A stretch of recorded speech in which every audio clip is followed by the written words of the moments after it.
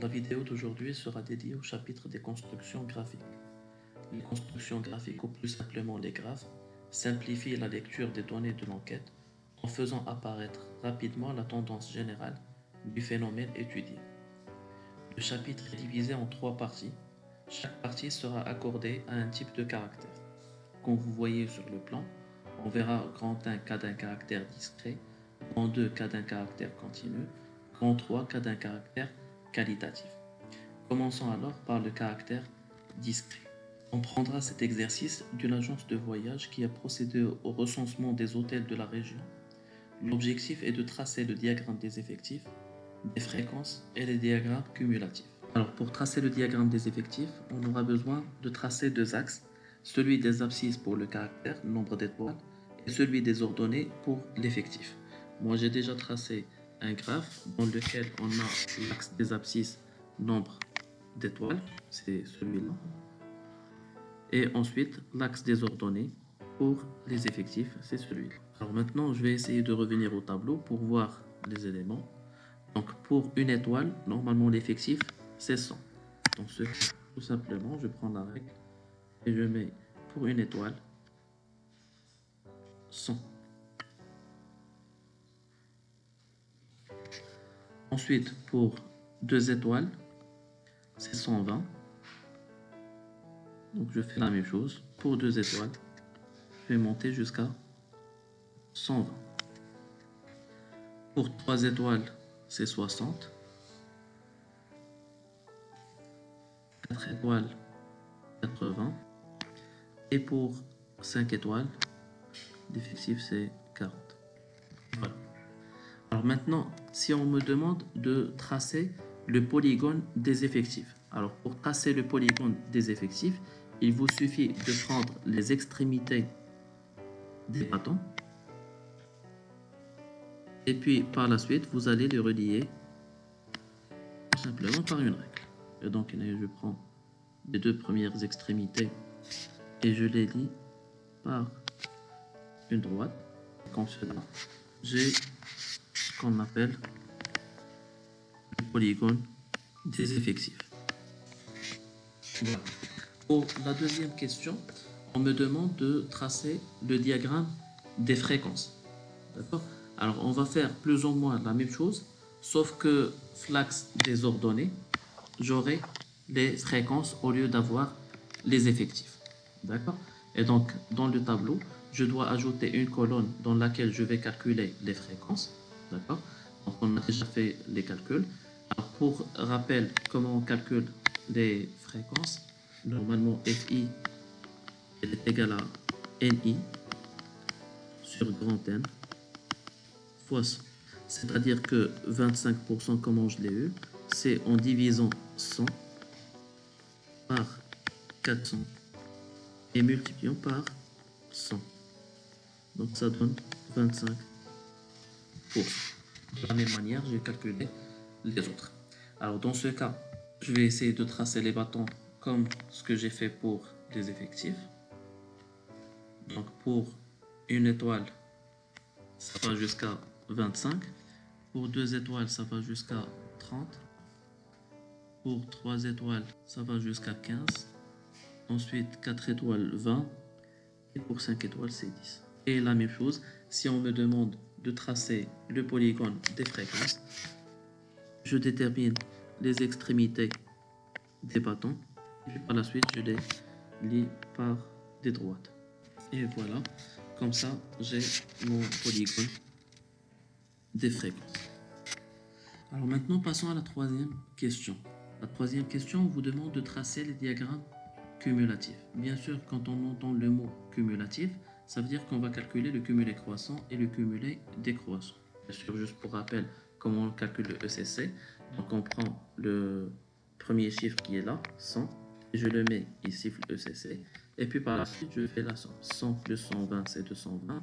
220 plus 60, ça fait 280.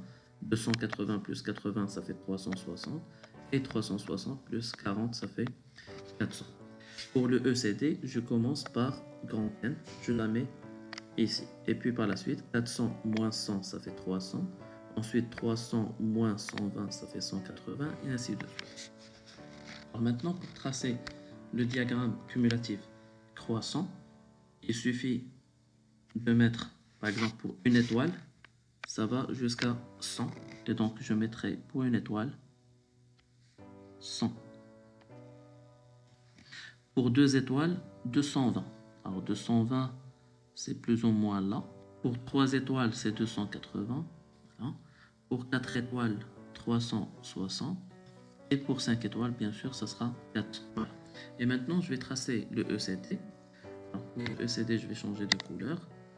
Et je vais travailler maintenant en utilisant les ECD. Je vais tracer le diagramme cumulatif décroissant en utilisant l'effectif cumulé décroissant. Alors, pour une étoile, c'est 400. Ensuite, 2 étoiles, c'est 300. 3 étoiles, c'est 180. 4 étoiles, c'est 120. Et pour 5 étoiles, c'est 40. Voilà. Et comme ça, j'ai maintenant mon diagramme cumulatif croissant et décroissant. Donc, c'est tout ce qu'on a pour le caractère discret. Donc, juste pour récapituler, pour le caractère discret, on détermine le diagramme des effectifs en mettant l'axe des abscisses le caractère, qui est le nombre d'étoiles dans ce cas, et l'axe des ordonnées, les effectifs. Et puis par la suite, je trace des bâtons selon le tableau que j'ai. Si on me demande de tracer le polygone des effectifs, il suffit de relier les extrémités de chaque bâton. Ensuite, pour la deuxième question, on m'a demandé de tracer le diagramme des fréquences. Je refais le même travail, sauf que l'axe des ordonnées, je vais utiliser les fréquences et non pas les effectifs. D'accord?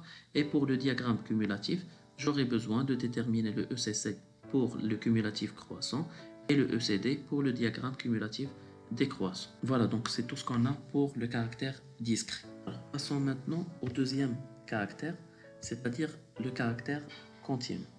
L'objectif est de tracer l'histogramme et les courbes cumulatives, comme on peut les voir dans cet exercice. Donc on vous demande de tracer l'histogramme et de tracer les courbes cumulatives. Mais avant de tracer l'histogramme, il faut faire attention à une chose, c'est les amplitudes.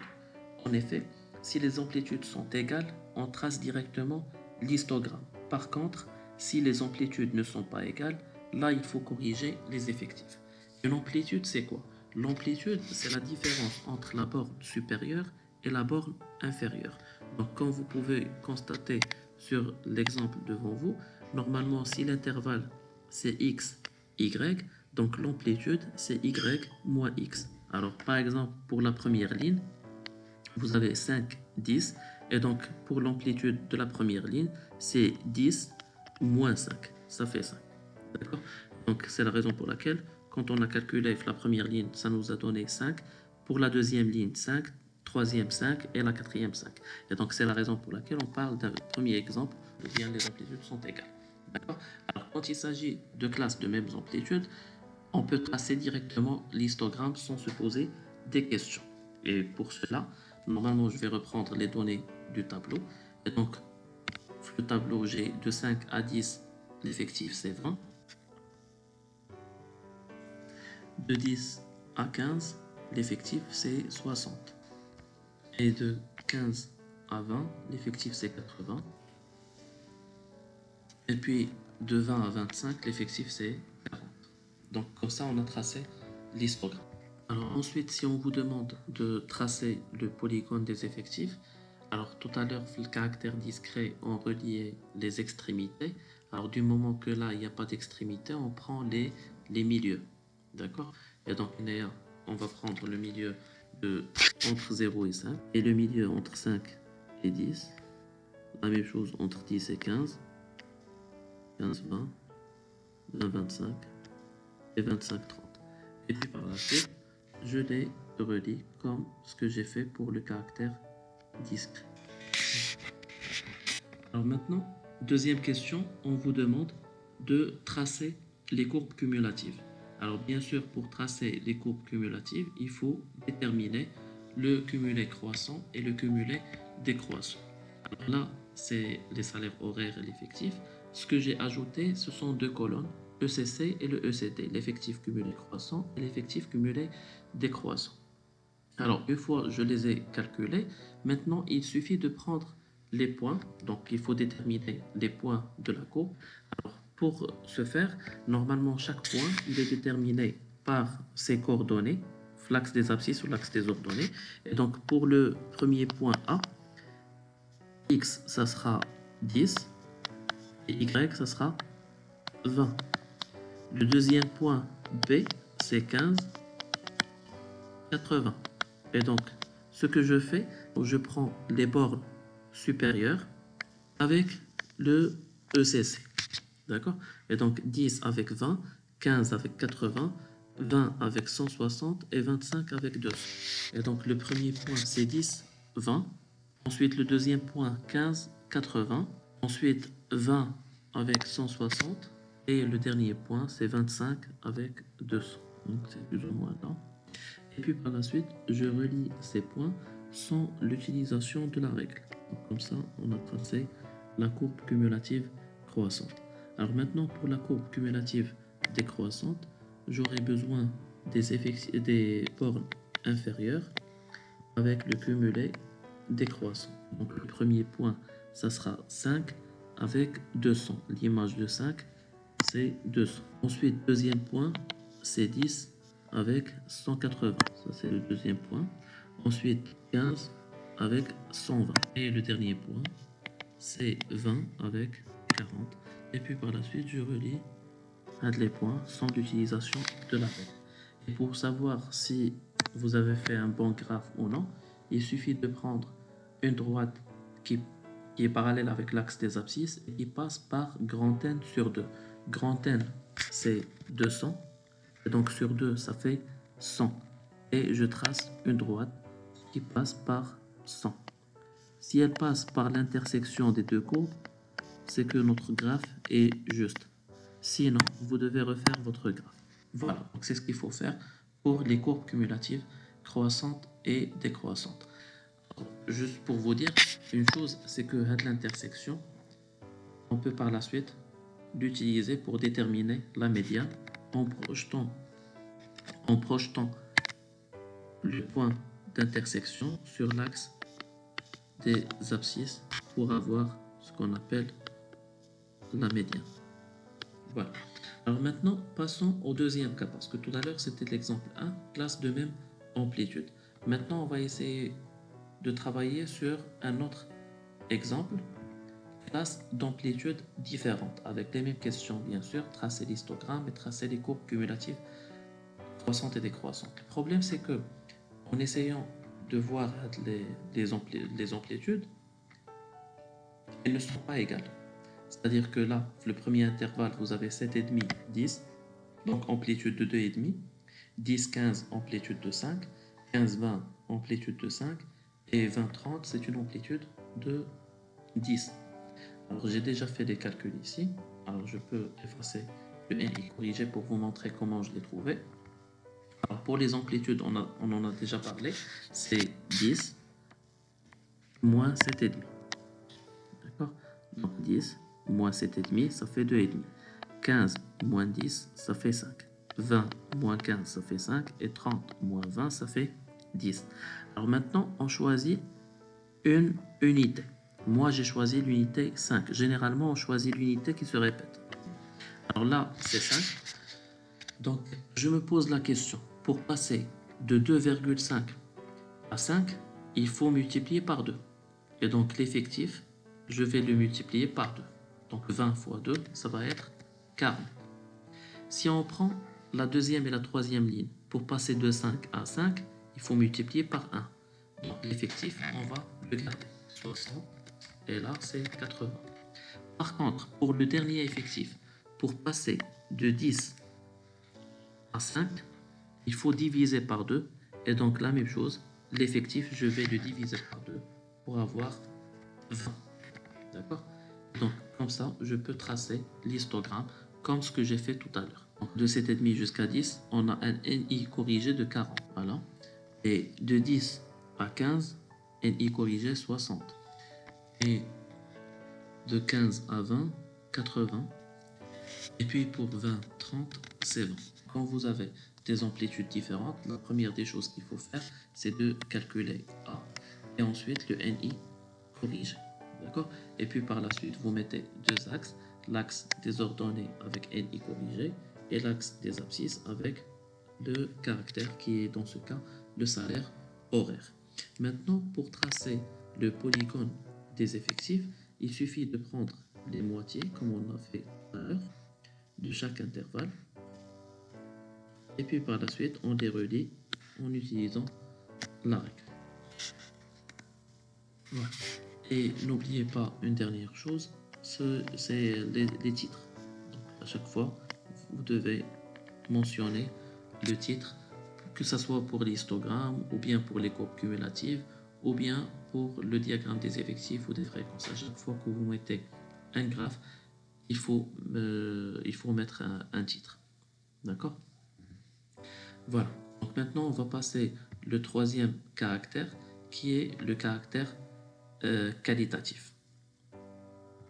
Alors, pour le caractère qualitatif, on va essayer de faire une petite application. Donc, dans cette application, on vous dit une étude a été menée auprès des étudiants d'une faculté portant sur leur nationalité.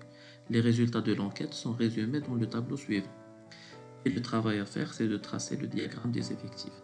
Alors, la première des choses, le caractère, c'est quoi? Le caractère, c'est la nationalité. D'accord? La population étudiée, ce sont les étudiants de la fac.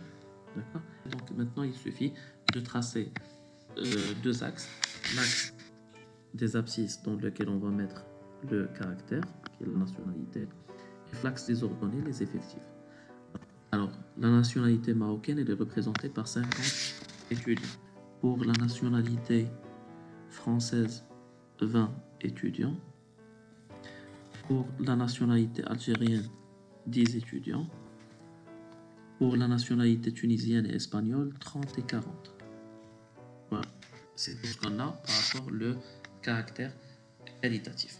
Ou bien sûr, il ne faut pas oublier le titre diagramme montrant la répartition des étudiants selon la nationalité. Alors, pour récapituler, il y a trois types de caractères: le caractère discret, le caractère continu et le caractère qualitatif. Pour le caractère discret et le caractère qualitatif, vous avez le diagramme, et pour le caractère continu, vous avez l'histogramme. Quand il s'agit d'un histogramme, il faut corriger les effectifs si les amplitudes ne sont pas égales. Par contre, si les amplitudes sont égales, vous pouvez tracer directement votre histogramme. Donc, ça sera tout pour le chapitre des constructions graphiques. On se donne un rendez-vous pour le chapitre prochain, les caractéristiques de tendance centrale. Je vous remercie pour votre attention et à la vidéo prochaine.